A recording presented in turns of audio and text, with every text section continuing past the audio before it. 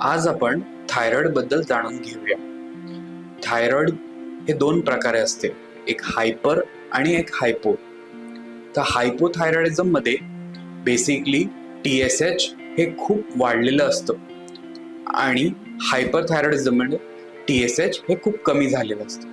आपण लोकांमध्ये ऐकतो बारीकवाला थायरॉइड, जाड होण्याचा थायरॉइड, तसं काही नसतं। बारीक लोकांनाही हायपोथायरॉइड होतो। तर थायरॉइडची लक्षणं काय, तर हायपरथायरॉइड बद्दल आपण जाणून घेऊया। हायपरथायरॉइड मध्ये धडधड होणे, एन्झायटी होणे, वजन कमी होणे असे सिम्पटम्स येतात।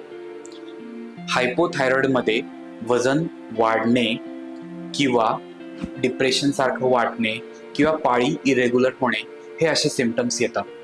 थायरॉइड हे दोन प्रकारे असतात, एक ऑटोइम्यून हशिमोटोस थायरॉइडायटिस आणि ग्रेव्स डिसीज। काही लोकांना पोस्ट प्रेग्नन्सी मध्ये पण होऊ शकतं आणि पोस्ट मेनोपॉझल मध्ये। थायरॉइड आपला प्रॉपर टेस्टनी डायग्नोस करता येतं, जसं की T3, T4, TSH, आणि प्रॉपर गायडन्स मध्ये आपण डोस ऍडजस्टमेंट केल्यावर सगळे सिम्पटम्स गायब होतात। प्रॉपर ट्रीटमेंट घेतल्यावर आपल्याला रिकव्हरी लवकर भेटते। अजून जाणून घेण्यासाठी आपण मेडिस्पर्श क्लिनिक इथे व्हिजिट देऊ शकता। धन्यवाद।